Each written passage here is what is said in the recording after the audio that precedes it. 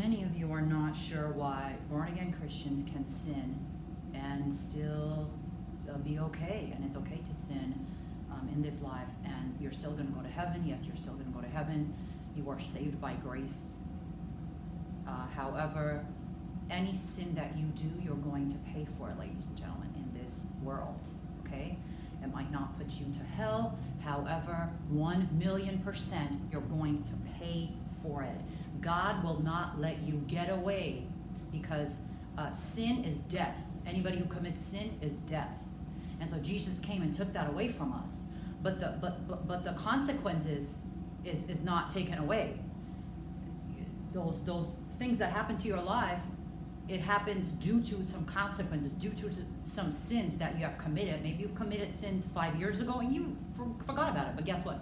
God never forgets about it. You are going to pay for every single thing that you've done. Go to 2 Samuel 24:1.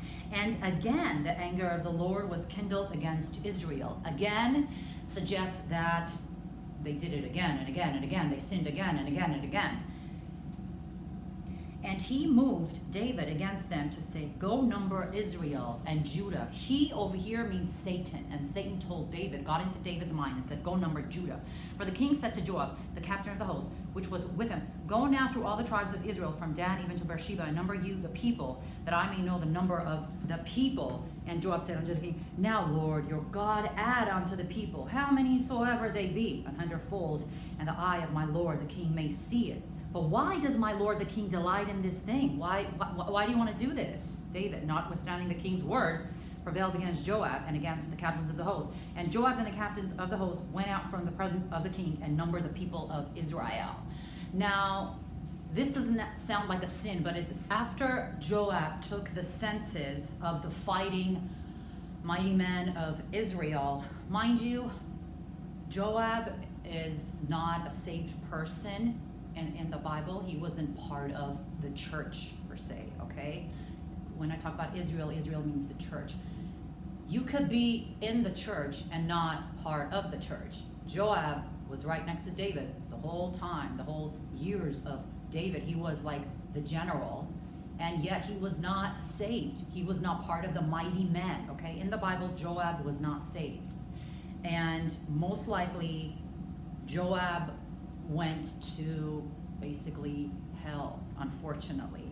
And yet, Joab had common sense to know that taking a census was a sin. Now you're going to say, why is it a sin? Well, first of all, after counting, Israel had 800,000 fighting men and Judah had 500,000 men. Israel and Judah had 1.3 million fighting men. Now you're saying, okay, well, let's first do this. Go again to 2 Samuel 24:10-15. I will tell you why it was a sin after this. 2 Samuel 24:10-15. And David's heart smote him after that he had numbered the people. And David said unto the Lord, I have sinned greatly, and that I have done. And now I beseech you, O Lord, take away my iniquity of your servant, please. I have done very foolishly, God. For when David was up in the morning, the word of the Lord came unto the prophet of Gad, David's seer, saying, go and say unto David, thus say the Lord, I offer you 3 things. Choose you one of them, that I may do unto you. So Gad came to David and told him and said unto him, shall 7 years of famine come unto you?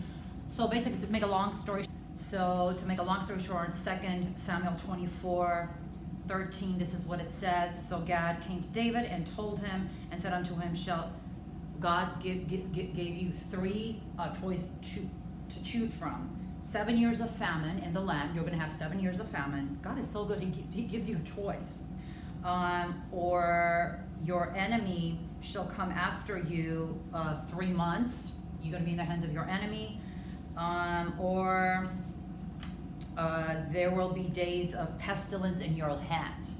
And then David says, let us fall now into the hand of the Lord, for his mercies are great, and let me not fall into the hand of my enemies. So David says, whatever God is going to do to me, I would rather fall into the hands of God because of his mercies. He's a forgiving God. He's a forgiving God.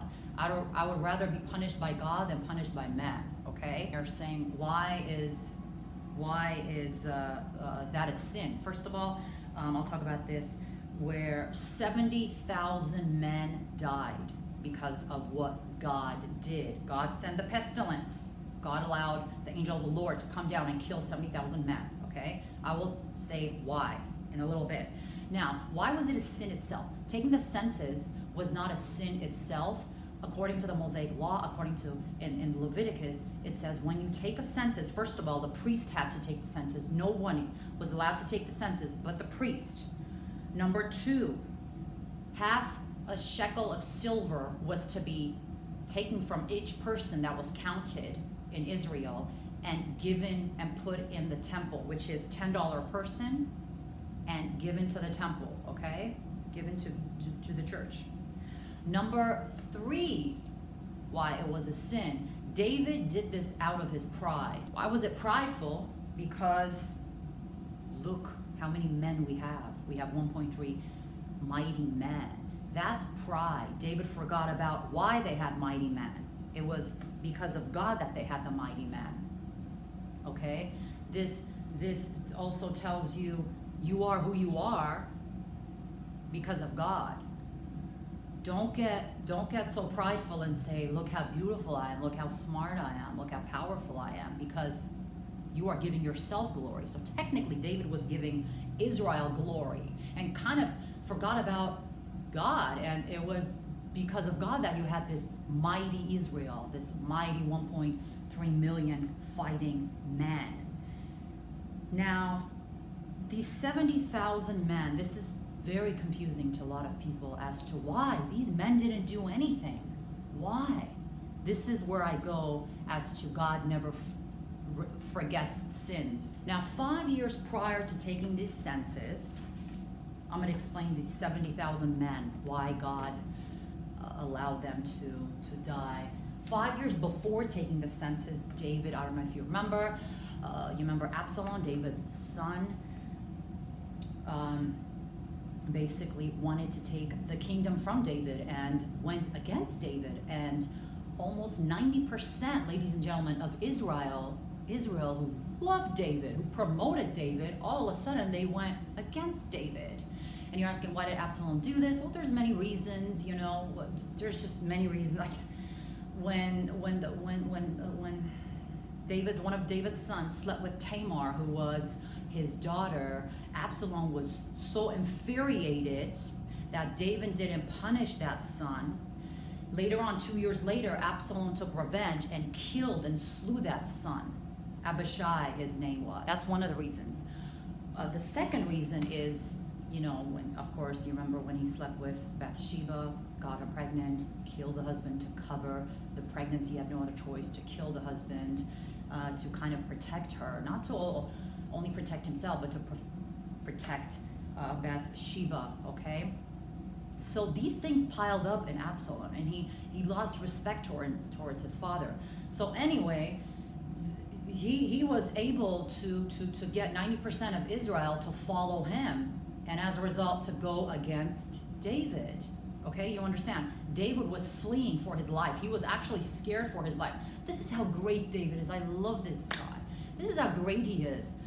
Absalom wanted to kill him. All Israel was against him. But when he sent people to fight against Absalom, he said, do not touch my son. Do not kill my son. But Joab, of course, that evil guy, killed Absalom. Okay? Now you're saying, okay, what does that have to do with the 70,000 men? What does that have to do with 70,000 men? Now, this is 5 years ago. Like I said, God will never forget. He will forgive your sin. He will never forget it.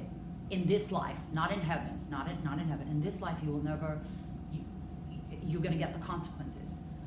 Those 70,000 men that died were most likely the followers of Absalom. And so they paid for what they did because they went against the king of Israel, the king who was chosen by God, Jehovah himself. So so ladies and gentlemen, be careful. Be careful with your sins, especially when you know what you're doing is a sin.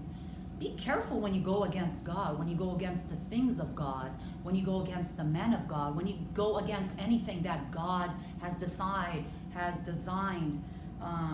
or the commandments of God. Think about it. If David had to pay for every single sin that he did, because God told David, you are saved.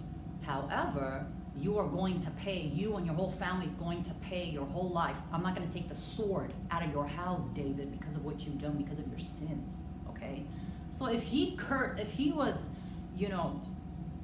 cursing David, how much more is he going to curse those 70,000 men? It's only common sense that they were getting basically payback. They were getting their revenge from God. So though God is great, his mercies endureth forever. Yes, he is. I'm not just saying that. But whatever you do, it's not because of him, it's because of you. You put yourself in consequences. If you're into something, most likely it's because of you. It's because of your consequences, because of what you've done, ladies and gentlemen. So think about it before you do anything.